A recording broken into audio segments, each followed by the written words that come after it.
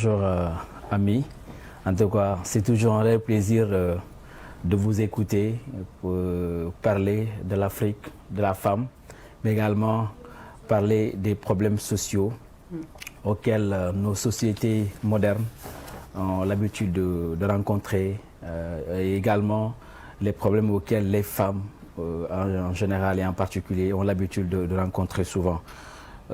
C'est toujours un plaisir également de partager ce plateau avec cette crème même de l'intelligentsia africaine pour débattre sur des questions aussi importantes que la journée de la fille, parce que la femme représente un symbole dans notre société.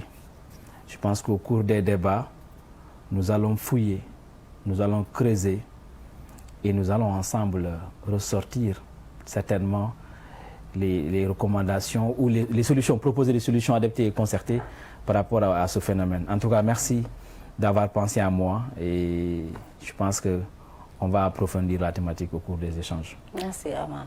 Bonjour Amina. Bonjour Mariam.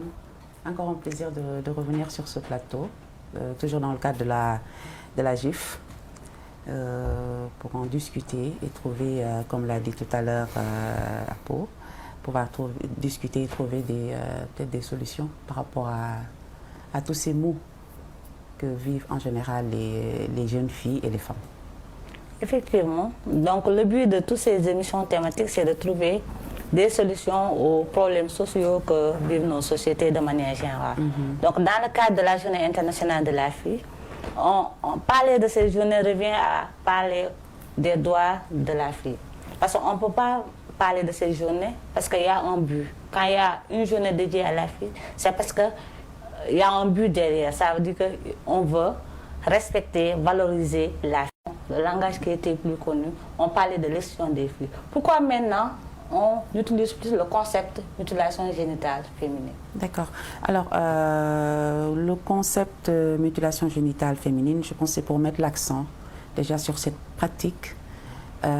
C'est de dire ce qui se passe exactement. C'est-à-dire on peut parler d'excision, d'accord, on peut ne pas comprendre, mais quand on parle de mutilation génitale féminine, là on met le doigt sur ce qu'on enlève de la fille en fait.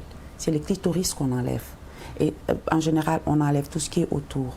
Et c'est pour mettre l'accent, comme je viens de le dire tout à l'heure, mettre l'accent, mettre le doigt et essayer de permettre aux gens qui l'entendent de pouvoir imaginer exactement ce qui est enlevé à la fille. Donc, je pense que c'est pour cette raison-là que... Donc c'est pourquoi le plus souvent maintenant, on n'entend plus excision, mais mutilation génitale. Pour montrer l'importance ou bien la gravité de cet acte. De cet acte. Tout à fait. Pourquoi, d'après toutes les campagnes qui ont été faites depuis et toutes les sensibilisations, parce que quand on dit une pratique néfaste, parce que c'est dévastatrice. Tout à fait. Qu'il y a beaucoup de causes énormes ou bien des démarches qui ont été enregistrées. Pourquoi toujours on a constaté qu'en Afrique subsaharienne, surtout chez nos pays de l'Ouest, cette pratique continue à demeurer dans nos sociétés? Oui, c'est la grande question que tout le monde se pose.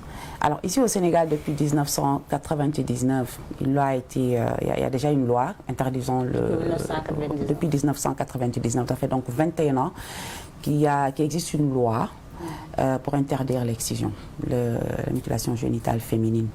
Donc durant tout ce temps-là, on constate qu'il y a encore cette pratique, ça se fait encore dans les villages, dans les régions et tout.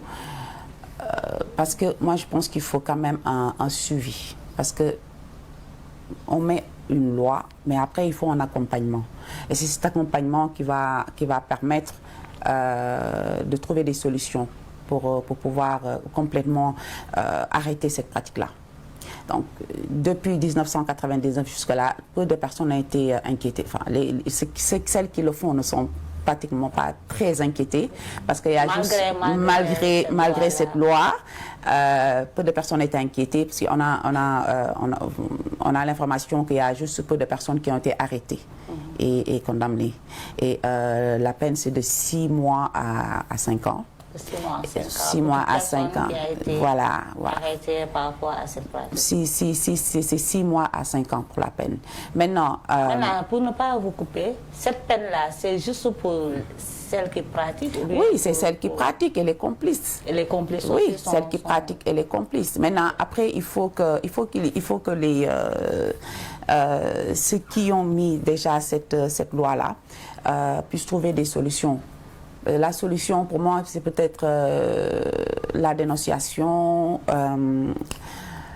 comment dire encore, la négociation peut-être, l'information. Il faut que les gens, il faut que les gens puissent avoir accès à ces informations-là pour agir. Parce que si on ne sait pas ce que c'est en train d'être fait quelque part, on ne peut pas agir, on peut pas agir en conséquence. Donc c'est pour ça que ça continue encore.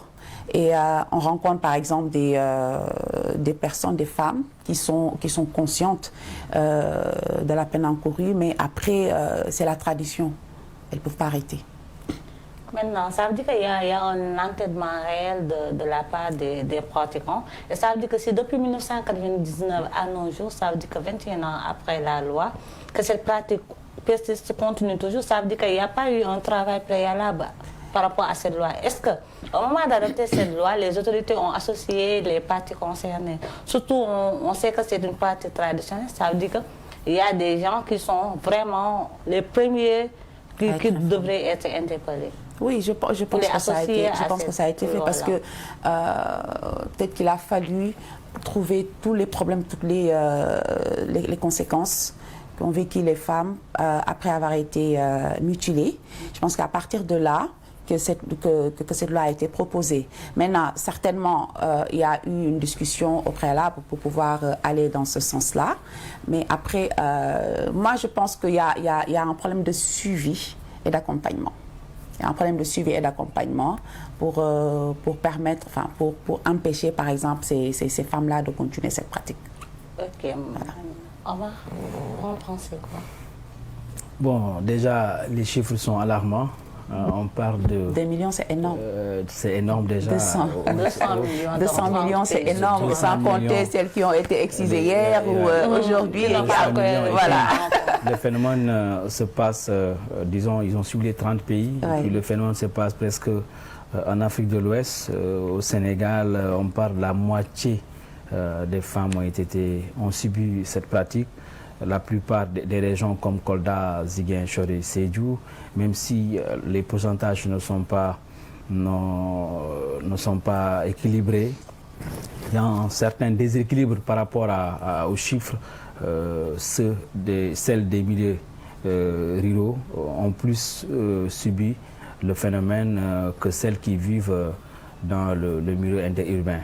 Cela pose la problématique de la tradition, parce que nous sommes dans une société africaine où à l'époque, avant même cette modernisation, avant même ce débat autour du genre, autour de l'égalité des femmes, autour de l'émancipation des femmes, nous étions dans une société traditionnelle africaine qui avait tiré ses sources par rapport à ce qui se passait au temps. Maintenant, aujourd'hui, c'est vrai qu'après des femmes qui ont eu la chance de fréquenter des écoles, qui sont allées à l'école et qui ont réussi à l'école, peut-être ont décidé vraiment peut-être ils ont suivi ce phénomène et qu'avec le temps, elles se sont rendues compte que c'est un phénomène qui n'arrange pas certaines femmes parce que ce phénomène a eu, disons, des effets néfastes dans leur carrière. Et ce qui fait qu'il faut revoir ça, il faut sensibiliser, il faut aller vers les femmes pour leur faire comprendre exactement ce que nous faisons de façon traditionnelle. Il va falloir qu'on modernise ça ou qu'on bannisse ça complètement. Maintenant, c'est dans ce sens que dans d'autres pays, on a reçu le problème. Le problème a été réglé, mais dans des pays où la tradition est toujours là, est toujours présente et ancrée dans la mémoire collective, malgré les sensibilisations, malgré les débats, malgré le financement reçu par les ONG et certains partenaires internationaux, le phénomène demeure toujours. Quand vous allez à Kolda, dans les régions de Ziguinchor, la région que je maîtrise le plus, vous voyez des femmes qui sont confrontées à ce problème, malgré l'interdiction, malgré les sensibilisations, parce que chez elles, la tradition prime surtout. Pour convaincre ces femmes qui s'adonnent à un tel exercice qui est difficile, compliqué pour celles qui ne comprennent pas les enjeux. Maintenant, il faut que ça soit de façon progressive aussi, hein, de façon progressive, avec des mécanismes efficaces. Je pense qu'ils sont tous très conscients de tout ce qui se passe. Seulement, comme l'a dit tout à l'heure Papo, c'est la tradition. C'est la tradition. Et après, on va dire que depuis des siècles, les femmes le font. Il n'y a pas eu de danger, peut-être à l'époque. Aujourd'hui, ça doit changer. Pourquoi ça doit changer aujourd'hui? Pourquoi le danger est là aujourd'hui alors qu'il n'y en avait pas avant? Donc maintenant, moi, je reviens encore à la négociation. Je reviens encore à la négociation parce qu'on ne peut pas les forcer. Bon, cette loi-là, certainement, va les forcer à arrêter parce qu'elle encourt des peines de prison et tout ça. Mais après, il va falloir négocier. Mais nos États, nous sommes maîtres en conception. Nous prenons des décisions. On disait la dernière fois. Donc là, actuellement, elles gagnent du temps. Ça va. Mais en parlant de Casamance tout à l'heure, j'ai pensé à un reportage que j'ai regardé sur le même sujet. C'est un homme, il est âgé. Il dit non, on n'a pas l'intention d'arrêter. Et c'est ce qui se dit. Ils ne sont pas encore prêts. Non, ils ne sont pas prêts. Ils sont conscients, ils savent ce qui se passe et tout, mais ils n'ont pas l'intention d'arrêter pour le moment. Et c'est de village en village. Tu peux voir par exemple 50 villages, 10 arrêtent, les 40 autres non. Refusent. Ça constitue une sorte de bois sacré. Voilà, c'est ça en fait. On apprend à la femme vraiment quelles sont tes obligations, quelles sont tes tâches. On la prépare même à affronter la vie réelle. Tout à fait. Alors c'est à partir de ça, elle va quitter ce qu'on appelle le monde virtuel. Hein. Elle ne va plus se faire des idées. Elle va affronter la vraie vie. Elle va quitter son village. Elle va venir ici pour travailler. Alors, si dans une telle circonscription, des gens ont grandi avec cette idée, avec cette mentalité, avec ce comportement, et des gens ont quitté ce terroir pour aller dans un autre terroir avec cette conception de la vie, je pense qu'il est difficile pour celles-là qui ont subi ça de changer. Maintenant, je vous rejoins là où vous avez dit, il faut de la négociation. Moi, je pense que nos chefs d'État, nos décideurs, doivent savoir raison garder. En faisant quoi? En prenant des décisions qui peuvent être applicables juste après l'entrée en vigueur. Mais le problème, c'est que c'est des gens qui sont enfermés entre quatre murs dans un salon où il y a la clim et puis qui parlent au nom des autres, au nom des acteurs. Et en réalité, après la mise en œuvre, constitue un problème parce que les femmes qui sont à Tamba et qui en font business, parce que dans chaque chose, il y a un business, il y a un modèle business qui est là. Et puis, est-ce qu'elles sont prêtes à laisser ce business? Quelle est l'alternative que ceux qui combattent ce phénomène ont mis en place pour pouvoir permettre à ces femmes de changer, de quitter ce modèle classique et d'adopter le modèle, disons, amélioré? C'est autant de questions que vous, les femmes, vous autres, vous devez porter le plaidoyer pour montrer à nos gouvernants que c'est une question sensible, mais qu'il faut vraiment régler avec la diplomatie et en misant sur la carte du dialogue et de la communication pour trouver dans un délai convenable des solutions concertées et globales, parce que nous sommes à l'ère des solutions concertées. La loi, ils savent que le gouvernement est en train de lutter pour la fin de cette pratique, a mis des moyens, a donné des moyens aux organisations qui, quelquefois, vous m'excusez le terme, ne jouent pas franc jeu. Parce qu'il y a un blocage, ce que Omar vient de dire, avec la sensibilisation, ça veut dire qu'il y a un blocage réel.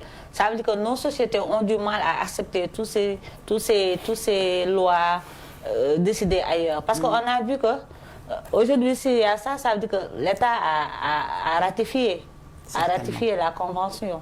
Donc ça veut dire qu'eux, ils pensent qu'il y a déjà un blocage parce qu'ils disent que c'est d'autres réalités qu'ils veulent venir nous imposer. Donc si l'État n'a pas fait le travail qu'il fallait pour associer tous les acteurs et tous ceux qui sont concernés, maintenant c'est aux organisations féminines et aux juristes de faire le travail, comme tu as dit tout à l'heure, avec la sensibilisation. Maintenant, est-ce Maintenant, là, c'est toujours, on a des cibles comme les cibles, ce sont les jeunes filles. Parce qu'actuellement, elles peuvent porter le combat. Donc, les jeunes filles de quelle tranche d'âge d'habitude? Bon, les jeunes filles de quelle tranche d'âge? Celles qui arrivent, par exemple, à comprendre et à pouvoir communiquer, par exemple, de 12 à 18 ans, ou même plus que ça. Les jeunes filles qui ont été conscientisées, qui arrivent à comprendre et aussi qui arrivent à véhiculer le message que nous voulons passer, qui ont le courage de porter, surtout le courage. Parce que tout le monde n'a pas le courage, par exemple, d'aller, surtout quand, par exemple, tu fais partie d'une famille conservatrice et tout ça, tu vas dire à votre tante ou bien à votre mère, non, il faut que vous arrêtez cette excision-là. Mais non, il faut qu'il y ait du courage, il faut vraiment qu'il y ait du cran pour pouvoir affronter et dire non. Surtout connaissant l'éducation. Voilà, l'éducation qu'on a reçue et tout. Maintenant, il va falloir à ce niveau-là fortifier les filles, leur montrer, surtout leur dire, pas montrer, mais surtout leur dire qu'elles peuvent y arriver. Donc c'est dans ce sens-là que nous... Donc dans vos activités, vous les organisez, vous les outillez à pouvoir apporter ce combat. Outillez, il y a tout le temps des formations au préalable pour qu'elles puissent porter un combat, un message à diffuser. Est-ce que dans votre agenda, vous avez pensé aux éducateurs? Parce que les éducateurs sont les plus placés aussi pour conscientiser les jeunes filles par rapport à ça. Tout à fait. Mais comme je dis, hein, c'est quelque chose de très délicat, cette histoire de mutilation. Non, en fait, c'est un sujet qui est entouré d'un grand tabou. D'un grand tabou. Voilà. Après, on peut pas savoir ce qui se fait derrière. C'est pour ça que je reviens encore à la négociation, à la sensibilisation, mais surtout aussi à la dénonciation, parce que inclure la communauté. Hein, parce que tu peux faire partie d'une communauté, tu sais exactement ce qui se passe et tout, mais tu dis rien. Tu y es complice. Tu dis rien tout en sachant que cette fille-là qui est en train d'être, par exemple, d'être excisée et peut mourir demain, peut perdre sa mobilité, peut perdre, par exemple, il y a beaucoup de choses qui se passent après cet acte-là. Il y en a qui n'arrivent plus à marcher, d'autres qui perdent complètement la raison. Et tout. À cause du traumatisme. Le traumatisme, le choc et tout ça. Donc après, il va falloir, par exemple, encore revenir sur la sensibilisation. Essayer de discuter avec les personnes décisionnaires surtout. Parce que les hommes sont tous mis à l'écart. Genre, c'est une histoire de femmes, il faut aller discuter avec les femmes, en général. Mais c'est pas toutes les parties, par exemple. C'est là où le bas blesse. Voilà, maintenant... Il faudra impliquer les maintenant, il y a des localités où les hommes peuvent parler, peuvent être des personnes décisionnaires. Ce n'est pas le cas, par exemple, pour par exemple, d'autres localités. Je ne veux pas citer de nom, je donne juste un exemple. Hein, je ne suis pas très sûre de ce que je dis. Par exemple, si tu pars en Casamance, les femmes ont par exemple, dans certaines choses, les femmes ont la parole. C'est-à-dire, c'est des personnes qui sont écoutées et suivies également. Par exemple, si aujourd'hui, au niveau de la Casamance, les femmes décidaient de tout arrêter, les hommes n'auraient peut-être pas leur mot à dire là-dessus. Alors, que pensez-vous de ça? D'une non-implication effective des hommes dans c'est ça le bas blesse. Parce que elle a beau parler de négociation, c'est bien de négocier, mais négocier avec qui? Depuis combien d'années on négocie? Déjà, vous parlez de cette loi qui date depuis 1999, 21 ans aujourd'hui. Le phénomène persiste. Presque chaque année, 3 millions de femmes, de filles en Afrique sont excisées. Donc jusqu'à présent, on continue à sensibiliser, mais le problème demeure toujours. Ça veut dire quoi? Ça veut dire qu'il faut changer d'approche. Pour moi, il faut changer d'approche et de méthodologie. Depuis presque 30 ans, vous utilisez les mêmes méthodes. Ça n'a pas marché, il faut changer.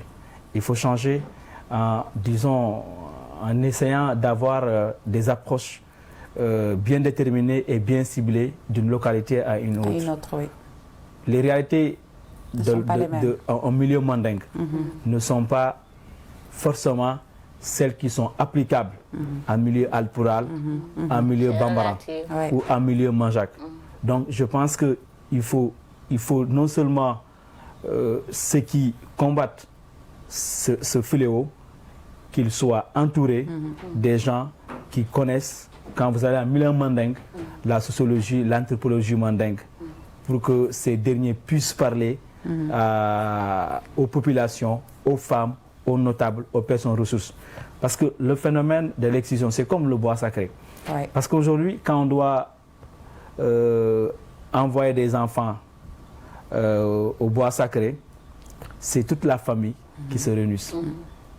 Et puis, quand je dis la famille, les familles africaines, c'est les familles qui sont là et qui décident ensemble, vraiment, tel jour, nos enfants vont. Donc je pense que ça aussi, ça rejoint encore la négociation, hein, l'information, la sensibilisation et tout ça. Mais seulement ça n'a pas marché 30 ans après. Oui, mais ça n'a pas donné de résultats escomptés. Vous pense... continuez à vous battre, vous continuez à défendre, vous êtes tout le temps sur les plateaux de télévision, sur les radios, vous défendez, parce qu'au finish, il y a un business derrière. Vous recevez la plupart de l'argent des bailleurs de fonds, des partenaires internationaux, des Nations Unies, des gens et qui sont de l'autre côté et qui disent... Je suis désolée. Non. En fait, quand vous parlez de recevoir de l'argent, je pense que nous ne sommes pas concernés sur ce point-là. C'est vrai que nous sommes une organisation féminine qui lutte contre les violences et tout ça. Mais quand vous alliez, madame, sur ce coup-là, par exemple, concernant l'excision et tout ça, par exemple, même ce que nous faisons là actuellement, il n'y a pas un sou qui a été reçu. Mais on pense que nous devons le faire parce que nous sommes aussi sur une campagne concernant la journée de la GIF et tout ça. Non, juste pour répondre à votre question, il n'y a rien qui est reçu actuellement là pour pouvoir mener cette campagne. Mais s'il parle de ça, ça veut dire que de manière générale, en général, non, toutes ces campagnes sont financées par les organisations. Toutes les campagnes sont financées, effectivement. Il peut y inclure, votre organisation peut inclure dans votre projet, parce que la sensibilisation, c'est un projet. Vous pouvez dire, nous avons un projet de sensibiliser en ciblant les régions et les secteurs. En disant, dans 3 ans, dans votre projection, que vous mettiez un budget pour la sensibilisation, en disant, nous allons envahir les plateaux de télévision pour parler. C'est un investissement. Il peut ne pas être financé, mais physique, en déployant vos moyens. Maintenant, vous êtes d'accord avec moi que nos partenaires, quand je dis nos partenaires, les partenaires africains injectent énormément d'argent dans le sens de la lutte contre l'excision, contre la mutilation. Par exemple, les organisations féminines, c'est pas seulement, il y a d'autres organisations qui regroupent des femmes et des hommes et tout ça. Mais je pense que nous sommes en appui, nous venons en appui pour l'État.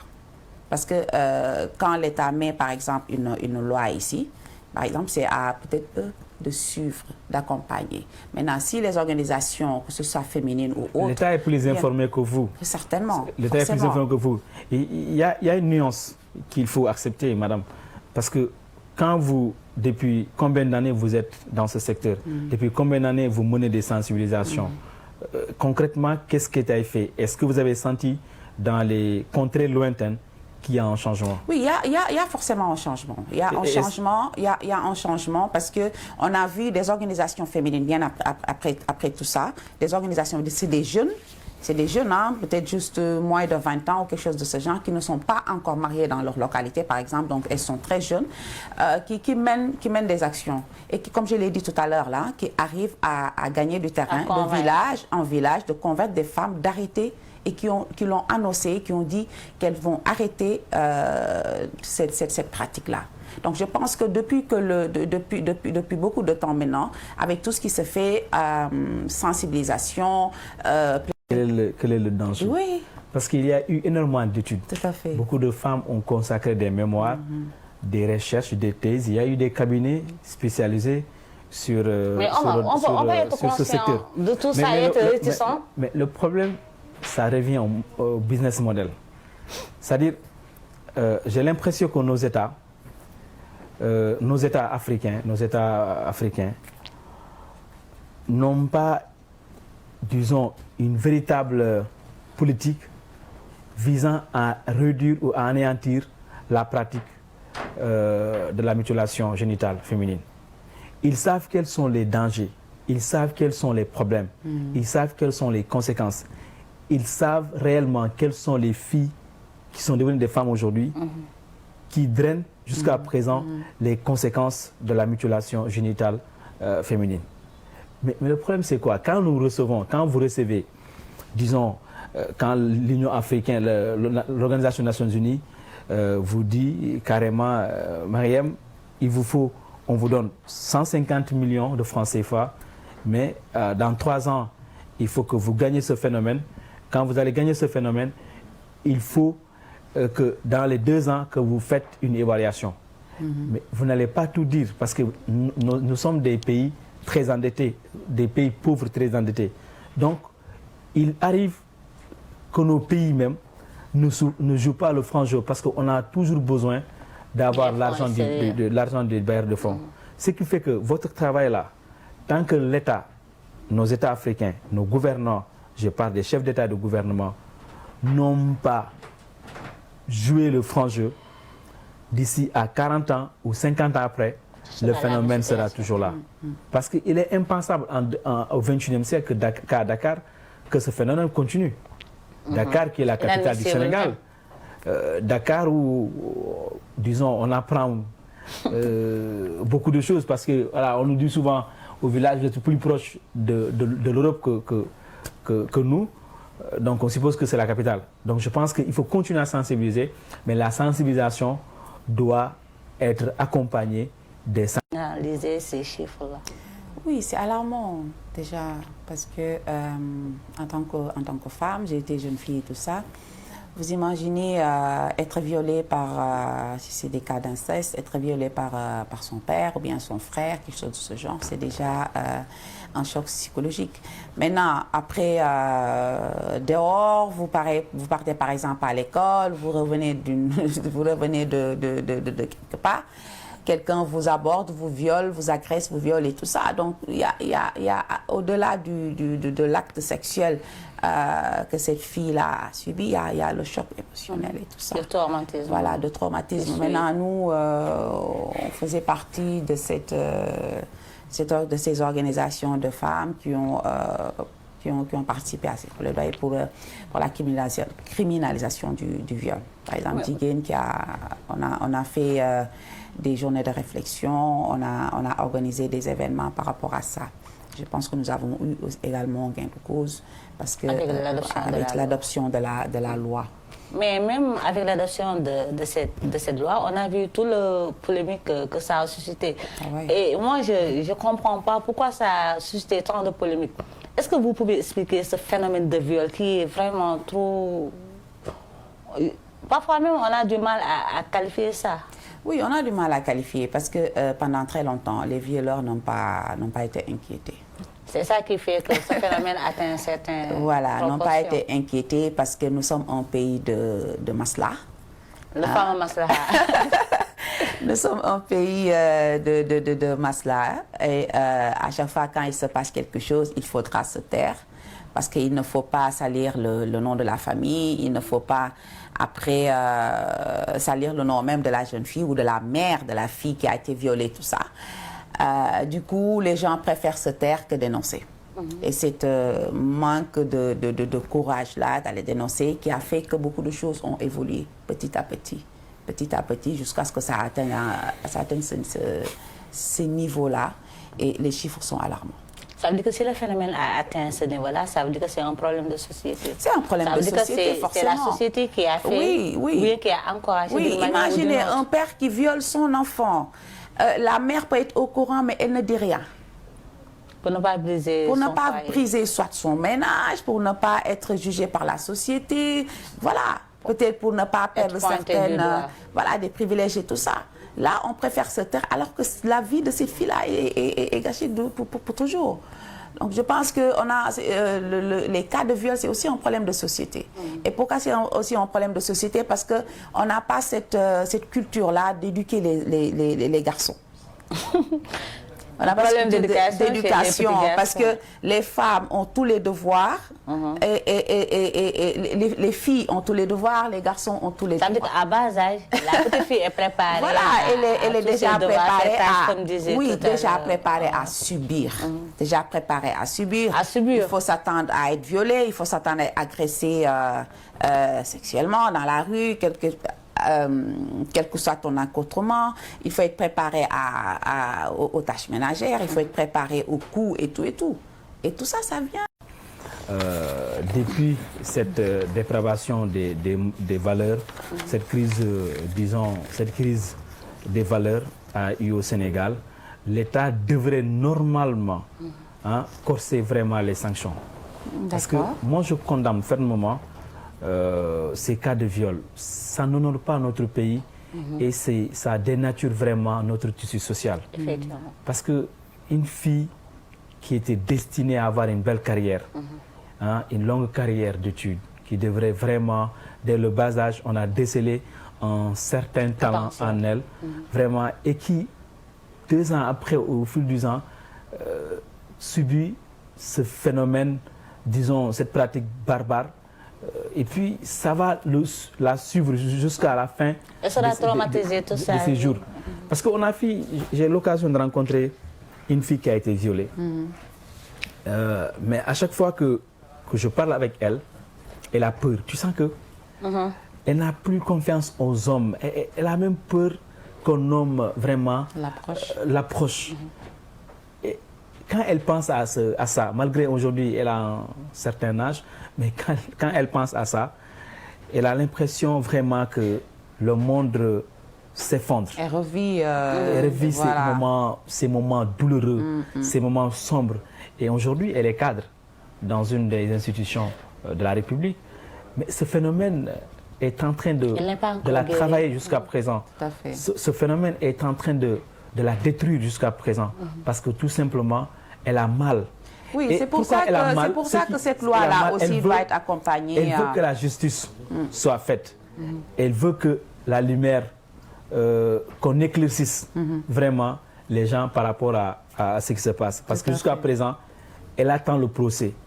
Elle m'a dit, j'ai suivi ce phénomène, mais après, on a réglé ça dans l'amiable, comme dans la société africaine. Et finalement, elle pleure, elle ne peut pas faire ça. Elle attend que la justice soit rendue. Et c'est pourquoi elle n'ose même pas retourner dans son village, parce que de peur d'affronter à nouveau le mec qui a fait subir cette conséquence. Cette société préfère par exemple te marier à ton violeur que de le dénoncer. Que de le dénoncer. Imaginez maintenant, c'est double, je ne sais pas comment le dire, c'est juste, voilà, c'est alarmant. C'est-à-dire, toi, tu seras obligé de vivre avec cette personne-là qui t'a forcé, qui t'a violé, qui t'a... C'est douloureux. Voilà, c'est douloureux à la fin. Et parce qu'il ne faut pas que les gens sachent que tu as été violé. Il ne faut pas que le nom de la famille soit... voilà. Et donc, on revient encore sur le problème de la société, qui sait tout, mais qui se tait aussi. Donc, sur ce point-là, est-ce que par rapport aux travaux qui ont été faits à l'adoption de la loi, est-ce que vous êtes satisfait de cette loi et de l'accompagnement qui est prévu? Oui, après l'acceptation, on est forcément satisfait. Toutes les organisations féminines, bien sûr, sont forcément satisfaites. D'accord, oui. Mais là, on attend, parce qu'il faut qu'il y ait un accompagnement. Comme sur la loi sur les mutilations génitales et tout ça, il faut qu'il y ait un accompagnement, il faut qu'il y ait un suivi. Ça ne sert à rien de dire oui, il y a une loi, oui. Cette personne-là qui a violé telle ou telle personne a été condamnée de 10 ans. Il faut se féliciter qu'il y a des malfaiteurs qui accroupissent oui, bien sûr, oui. Mais après, il faut un suivi psychologique pour les victimes et tout ça. Mais ça, c'est du ressort de l'État. Oui, tout à fait. Le problème, c'est que, vous l'avez dit tout à l'heure dans vos propos précédents, c'est des familles qui refusent même de dévoiler. Tout à fait. Parce que la fille tient tellement à son intégration dans la société. Et puis, elle ne veut pas dire aux gens que j'étais victime. Là, aujourd'hui, on peut dire que l'État a fait sa part. Maintenant, quelqu'un qui a reçu sa vie comme vous, qui est devenu intellectuel, peut se targuer de dire j'ai été victime de viol. Oui. Maintenant, je vous sensibilise à ne pas refaire ça.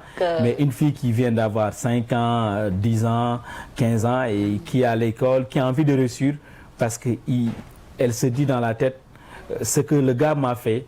Il faut qu'une fois que j'ai grandi, que je puisse vraiment me venger.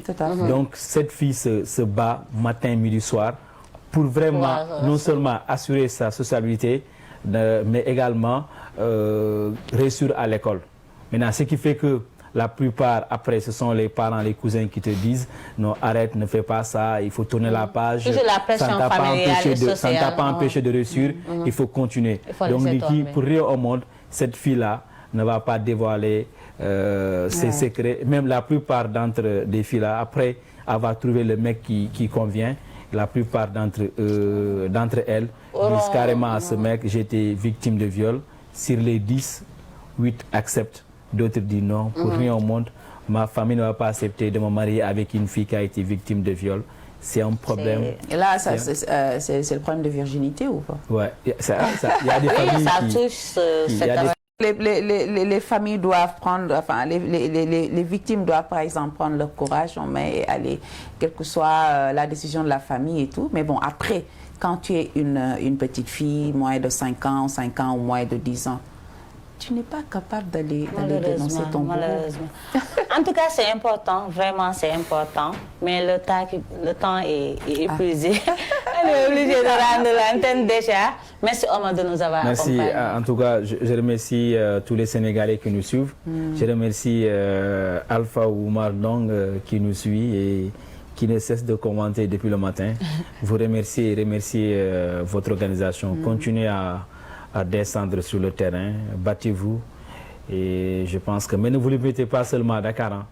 Allez dans les autres régions, dans les contrées lointaines. L'organisation Jigéen est partout. Voilà, merci Amina de nous avoir accompagnés. Merci beaucoup Mariam, c'était un très grand plaisir. À bientôt. Merci beaucoup, chers téléspectateurs et téléspectatrices. Merci à toute l'équipe technique qui nous a accompagnés. Je vous donne rendez-vous lundi prochain, Inch'Allah.